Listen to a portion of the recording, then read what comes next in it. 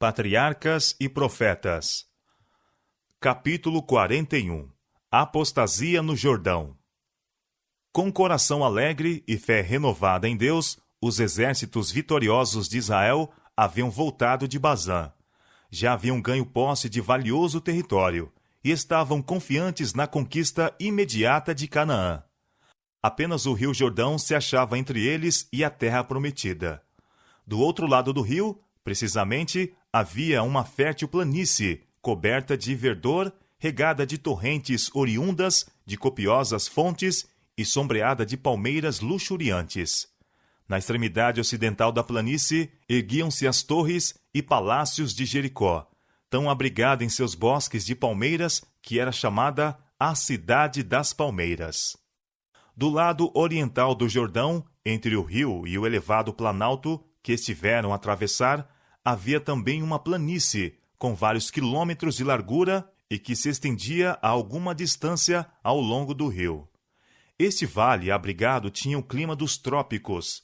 Ali florescia o citim, ou acácia, dando à planície o nome de Vale de Citim. Foi ali que os israelitas se acamparam, e nos bosques de acácia, ao lado do rio, encontraram um agradável retiro. Mas, por entre aquele atrativo ambiente, encontraram um mal mais cruel do que os poderosos exércitos de homens armados e animais ferozes do deserto. Aquele território, tão rico em vantagens naturais, tinha sido contaminado por seus habitantes. No culto público de Baal, a principal divindade, levantavam-se constantemente a efeito as cenas mais degradantes e iníquas. De todos os lados, havia lugares que eram notados pela idolatria e licenciosidade, oferecendo seus próprios nomes à sugestão da vileza e corrupção do povo. Tal ambiente exercia uma influência corruptora sobre os israelitas. Suas mentes se tornaram familiares com os vis pensamentos constantemente sugeridos.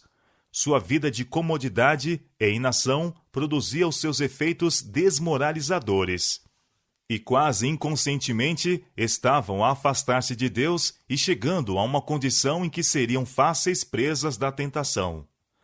Durante o tempo de seu acampamento ao lado do Jordão, Moisés esteve fazendo preparativos para a ocupação de Canaã. Neste trabalho, o grande chefe esteve inteiramente empenhado. Mas, para o povo, este tempo de trégua e expectação foi mais probante, e antes que se passassem muitas semanas, sua história foi mareada pelos mais medonhos desvios da virtude e integridade. A princípio, pouca comunicação houve entre os israelitas e seus vizinhos gentios. Mas, depois de algum tempo, mulheres midianitas começaram a entrar furtivamente no acampamento. Sua aparência não provocara alarma, e tão silenciosamente eram executados os seus planos que a atenção de Moisés não foi chamada para o caso. Era o objetivo dessas mulheres, em sua associação com os hebreus, seduzi-los a transgredir a lei de Deus, atrair sua atenção para os ritos e costumes pagãos e levá-los à idolatria. Tais intuitos eram cuidadosamente ocultos sob o aspecto de amizade, de modo que não houve suspeita dos mesmos até para os guardas do povo. Por sugestão de Balaão, foi pelo rei de Moabe designada uma grande festa em honra a seus deuses, e arranjou-se secretamente que Balaão induzisse os israelitas a assistirem à mesma. Ele era considerado por estes como um profeta de Deus, e por isso teve pouca dificuldade em realizar seu propósito. Grande número de pessoas uniram-se a ele, testemunhando as festas. Aventuraram-se a ir ao terreno proibido, e foram enredados na cilada de Satanás.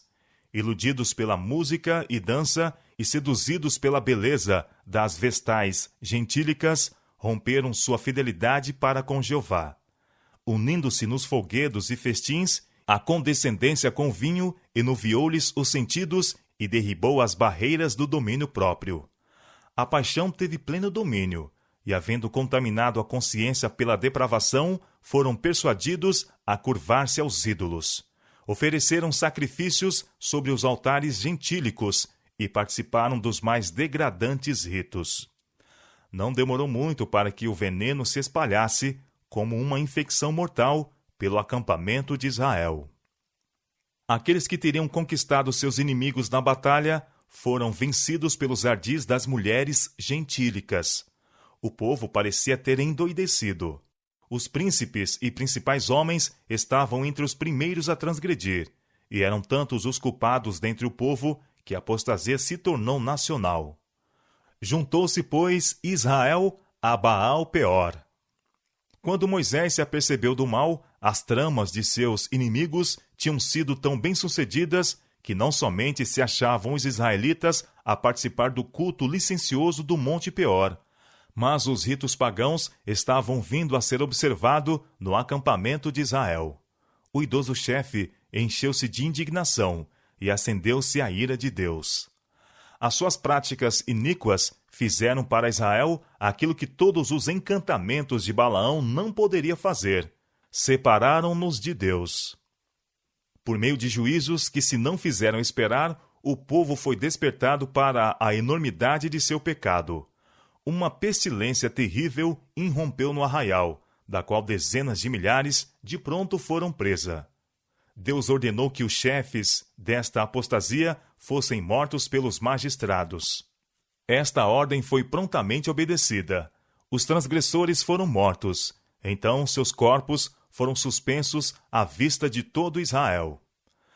Para que a congregação, vendo os dirigentes tão severamente tratados, pudesse ter uma intuição profunda da aversão de Deus ao seu pecado e do terror de sua ira contra eles. Todos entendiam que o castigo era justo, e o povo foi apressadamente ao tabernáculo e com lágrimas e profunda humilhação confessou seu pecado. Enquanto assim estavam a chorar diante de Deus, à porta do tabernáculo, ao mesmo tempo em que a praga ainda estava a fazer a sua obra de morte e os magistrados cumpriam sua terrível missão, Zinri, um dos nobres de Israel, veio ousadamente ao acampamento em companhia de uma meretriz midianita, princesa de importante casa de Midian, a quem ele levara para sua tenda. Nunca o vício foi mais ousado ou pertinaz. Inflamado pelo vinho, Zinri publicava seu pecado como Sodoma. Gloriava-se em sua vergonha. Os sacerdotes e chefes haviam se prostrado com pesar e humilhação, chorando entre o alpendre e o altar, e rogando ao Senhor que poupasse seu povo, e não desse sua herança ao opróbrio, enquanto esse príncipe de Israel fazia ostentação de seu pecado à vista da congregação, como que a desafiar a vingança de Deus e a zombar dos juízes da nação. Finéias, filho de Eleazar, sumo sacerdote, levantou-se dentre a congregação, e tomando uma lança, foi após do varão israelita até a tenda, e matou a ambos.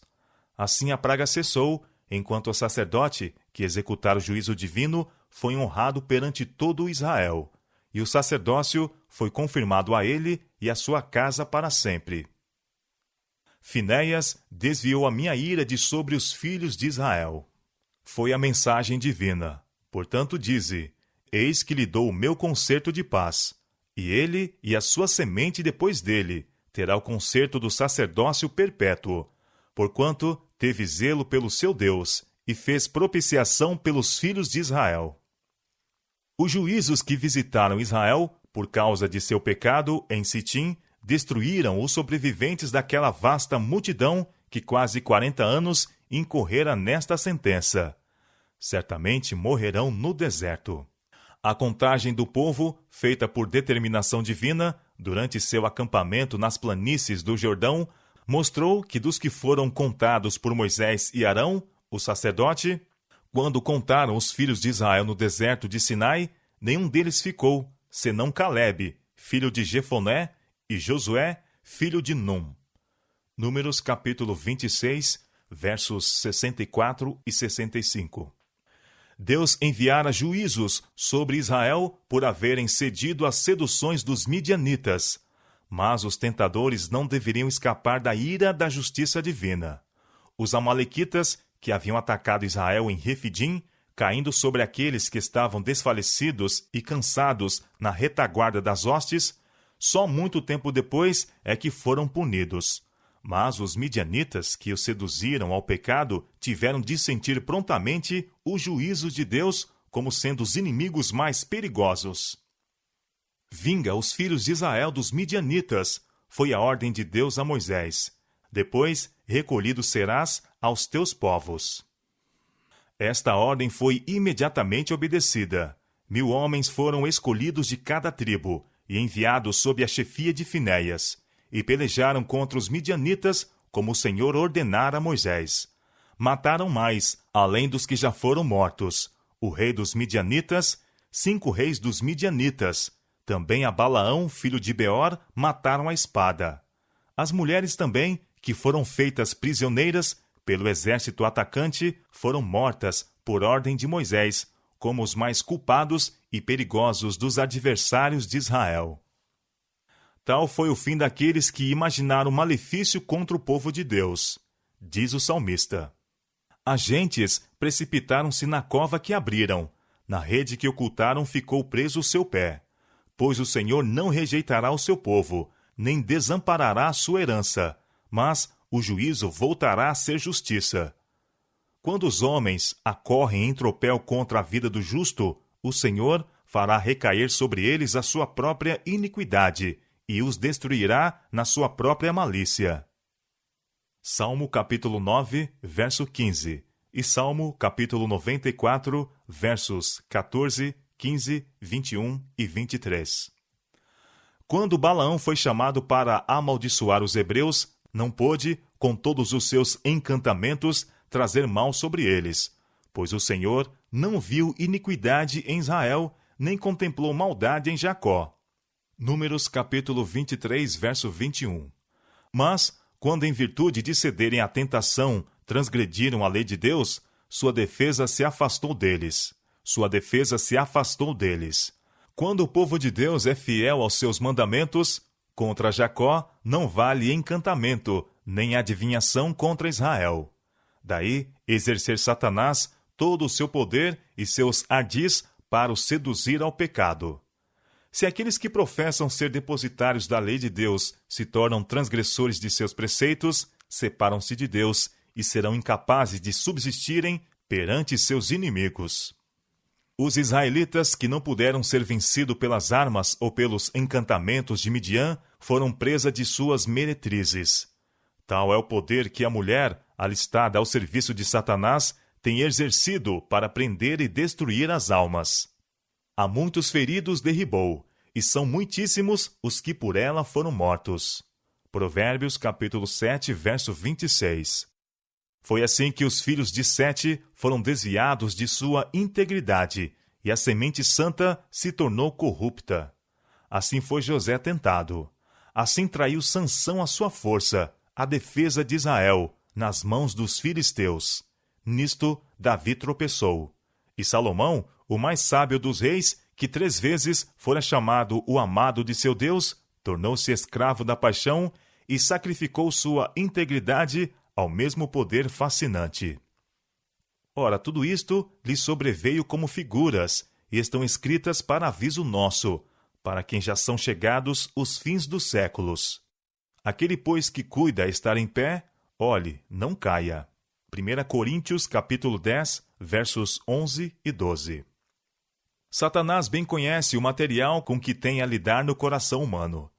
Ele sabe, pois tem estudado com diabólica intensidade durante milhares de anos, quais os pontos que mais facilmente podem ser assaltados no caráter de cada um.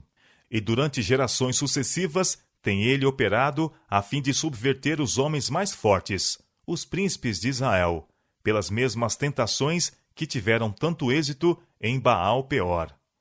Todos os períodos da história se acham repletos de caracteres que naufragaram de encontro aos recifes da condescendência sensual. Aproximando-nos do final do tempo, ao achar-se o povo de Deus nas fronteiras da Canaã celestial, Satanás redobrará, como fez antigamente, os seus esforços para os impedir de entrar na boa terra. Arma as suas ciladas a toda a alma. Não é simplesmente o ignorante, ou sem letras, que necessita ser guardado. Ele preparará suas tentações para os que se encontram nas mais elevadas posições. Se ele os puder levar a poluir a alma, poderá por meio deles destruir a muitos. E ele agora emprega os mesmos fatores que empregou há 3.000 anos atrás, por meio de amizades mundanas, pelos encantos da beleza, pela procura de prazeres, folguedos, festins ou bebidas, tenta ele a violação do 7º mandamento. Satanás seduziu Israel à depravação antes de os levar à idolatria. Aqueles que desonrarem a imagem de Deus e macularem seu templo em suas próprias pessoas, não terão escrúpulos para praticarem qualquer desonra a Deus que satisfaça o desejo de seus depravados corações. A condescendência sensual enfraquece o espírito e avilta a alma. As faculdades morais e intelectuais ficam embotadas e paralisadas pela satisfação das inclinações animais. E é impossível ao escravo da paixão compenetrar-se da obrigação sagrada imposta pela lei de Deus, apreciar a obra expiatória ou dar o devido valor à alma. Bondade, pureza e verdade, reverência para com Deus e amor pelas coisas sagradas, e tudo isto são afeições santas e nobres desejos que ligam os homens ao mundo celestial. São consumidos nos fogos da lascívia. A alma se torna um deserto, enegrecido e desolado, habitação de espíritos maus e guarida de toda ave hedionda e abominável. Seres formados à imagem de Deus são arrastados ao nível dos irracionais. Foi associando-se com os idólatras e unindo-se às suas festas que os hebreus foram levados a transgredir a lei de Deus e trazer seu juízo sobre a nação. Assim, agora é levado os seguidores de Cristo a associar-se com os ímpios e unir-se às suas diversões, que Satanás é mais bem-sucedido a induzi-los ao pecado. Saí do meio deles e apartai-vos, diz o Senhor, e não toqueis nada imundo. 2 Coríntios capítulo 6, verso 17. Deus requer hoje de seu povo uma distinção tão grande do mundo, nos costumes, hábitos e princípios, como exigia de Israel antigamente. Se fielmente seguirem os ensinos de sua palavra, existirá esta distinção. Não poderá ser de outra maneira. As advertências feitas aos hebreus contra o identificarem-se com os gentios não eram mais diretas ou explícitas do que as que vedam aos cristãos adaptar-se ao espírito e costumes dos ímpios. Cristo nos fala: não ameis o mundo, nem o que no mundo há. Se alguém ama o mundo, o poder do Pai não está nele. A amizade do mundo é inimizade contra Deus. Portanto, qualquer que quiser ser amigo do mundo, constitui-se inimigo de Deus. 1 São João, capítulo 2, verso 15, e São Tiago, capítulo 4, verso 4. Os seguidores de Cristo devem separar-se dos pecadores, procurando sua companhia apenas quando há oportunidade de fazer-lhes bem. Nunca seríamos demasiado decididos em evitar a companhia daqueles que exercem influência para desviar-nos de Deus. Ao mesmo tempo em que oramos, não nos deixes cair em tentação, devemos excluir a tentação tanto quanto possível. Foi quando os israelitas se achavam em uma condição de comodidade e segurança exterior que foram levados ao pecado. Deixaram de conservar a Deus sempre diante de si, negligenciaram a oração e acariciaram um espírito de confiança em si próprios. A comodidade e a condescendência consigo mesmos deixaram desguarnecida a cidadela da alma, dando entrada a pensamentos aviltantes. Foram os traidores dentro dos muros que subverteram as fortalezas do princípio e traíram Israel ao poder de Satanás. É assim que Satanás ainda procura conseguir a ruína da alma. Uma longa operação preparatória, desconhecida ao mundo, tem lugar no coração antes que o cristão cometa francamente o pecado. A alma não desce de pronto da pureza e santidade à depravação, corrupção e crime. Leva tempo para que se degradem aqueles que foram formados à imagem de Deus ao estado brutal e satânico. Pelo contemplar, nos transformamos. Alimentando pensamentos impuros, o homem pode de tal maneira conduzir a mente que o pecado que uma vez lhe repugnava tornar-se-lhe-á agradável. Satanás está empregando todos os meios para tornar populares o crime e o vício aviltante. Não podemos andar pelas ruas de nossas cidades sem encontrar notícias inflamantes de crimes apresentadas em alguns romances ou serem representados em algum teatro. A mente é educada de maneira a familiarizar-se com o pecado. A conduta, seguida pelos que são baixos e vis, é posta perante o povo nos jornais do dia, e tudo que pode excitar a paixão é trazido perante eles em histórias excitantes. Ouvem e leem tanto acerca de crimes aviltantes que a consciência, que já fora delicada e que teria recuado com horror de tais cenas, se torna endurecida e ocupam-se com tais coisas com ávido interesse. Muitos dos divertimentos populares do mundo hoje, mesmo entre aqueles que pretendem ser cristãos, propendem para os mesmos fins que os dos gentios outrora. Poucos há, na verdade, entre eles que Satanás não torne responsáveis pela destruição de almas. Por meio do teatro, ele tem operado durante séculos para excitar a paixão e glorificar o vício. A ópera, com sua fascinadora ostentação e música sedutora, o baile de máscaras, a dança, o jogo, Satanás emprega para derribar as barreiras do princípio e abrir a porta à satisfação sensual. Em todo ajuntamento, onde é alimentado o orgulho e satisfeito o apetite, onde a pessoa é levada a esquecer-se de Deus e perder de vista os interesses eternos, está Satanás atando suas correntes em redor da alma. Guarda o teu coração, é o conselho do sábio, porque dele procedem as saídas da vida. Conforme o homem imaginou na sua alma, assim é. Provérbios capítulo 4, verso 23 e Provérbios capítulo 23, verso 7. O coração deve ser renovado pela graça divina, ou será debalde procurar pureza de vida. Aquele que tenta edificar um caráter nobre, virtuoso, independente da graça de Cristo, está edificando sua casa sobre areia movediça. Nas cruéis tempestades da tentação, certamente será ela derribada. A oração de Davi deve ser a petição de toda a alma. Cria em mim, ó Deus, um coração puro, e renova em mim um espírito reto. Salmo capítulo 51, verso 10. E tendo-nos tornado participantes do dom celestial, devemos prosseguir até a perfeição, sendo mediante a fé guardados na virtude de Deus. 1 São Pedro, capítulo 1, verso 5. Temos, todavia, uma obra a fazer a fim de resistirmos à tentação. Aqueles que não querem ser presa dos ardis de Satanás devem bem guardar as entradas da alma. Devem evitar ler, ver ou ouvir aquilo que sugira pensamentos impuros. A mente não deve ser deixada divagar ao acaso em todo assunto que o adversário das almas possa sugerir.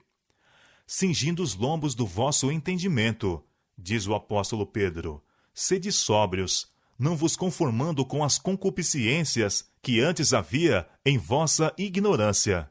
Mas, como é santo aquele que vos chamou, sede vós também santos em toda a vossa maneira de viver. 1 São Pedro, capítulo 1, versos 13 a 15.